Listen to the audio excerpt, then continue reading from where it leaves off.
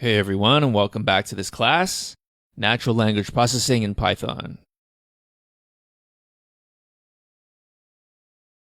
In this lecture, we are going to outline all of the pieces of the code that we need to complete in order to have a fully functioning message decryption script. As usual, you're strongly encouraged to code by yourself first, or at least try to write as much of it as possible by yourself. So in this lecture, we're going to list out all of the pieces and also give you a general overview of the structure of the code. Then you can pick and choose which parts of the code you think you'll be able to write on your own and which ones you might need help with.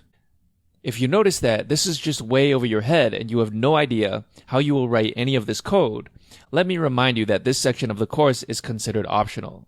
It should be very interesting to those who are interested, but if the concepts are too overwhelming for you, please feel free to move on.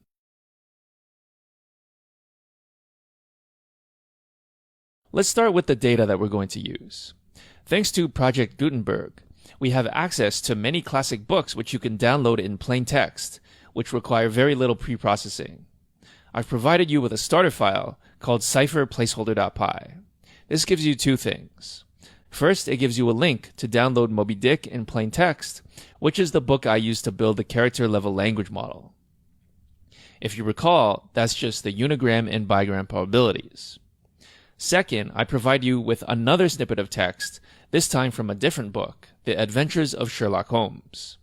This snippet of text will serve as the message that we want to encrypt and then decrypt using our algorithm. Of course, if you would like to choose a different message to send, that's okay too. You can even choose your own text corpus to train your language model on if you want. If you plan on trying to write the code by yourself, then you should only look at this file and not at any other Python files.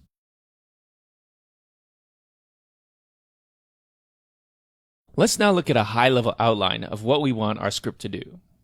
The first major task will be to create a random substitution cipher.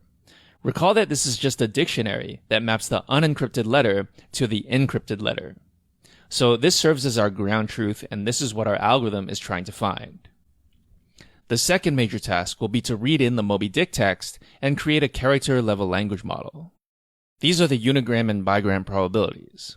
Remember that if we have V letters in our alphabet, then we'll have V unigram probabilities and V squared bigram probabilities. It would also be useful to have a function that will take in a message, represented by a string or a list of strings, and return its log likelihood. This is the function that we'll need to evaluate the fitness of a decrypted message. The next major task will be to create encoding and decoding functions. We'll use the encoding function to encrypt our message using the true substitution cipher, which we will assume is unknown to the decryption algorithm. We'll use the decoding function to decrypt an encrypted message using a guess for the substitution cipher. So that's the main difference between these two functions. The encoding function uses the true substitution cipher, and the decoding function uses our guess. Finally, we'll need to run our genetic algorithm. This will involve initializing the first generation of the population and then going into a loop where we continually make new offspring, evaluate each member of the population, and keep only the fittest individuals. We repeat that process until we've reached a maximum number of iterations, at which point we've hopefully decrypted the hidden message. Afterwards, we would of course like to print out the result and compare it to the true message.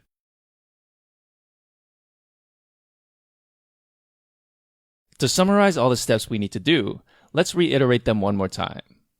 First, we need to create the substitution cipher. Next, we need to create our language model using the book Moby Dick. This should include a function that can evaluate the log likelihood of a given message. Next, we're going to encode our message using the true substitution cipher. We'll also need a decoding function that we make use of later.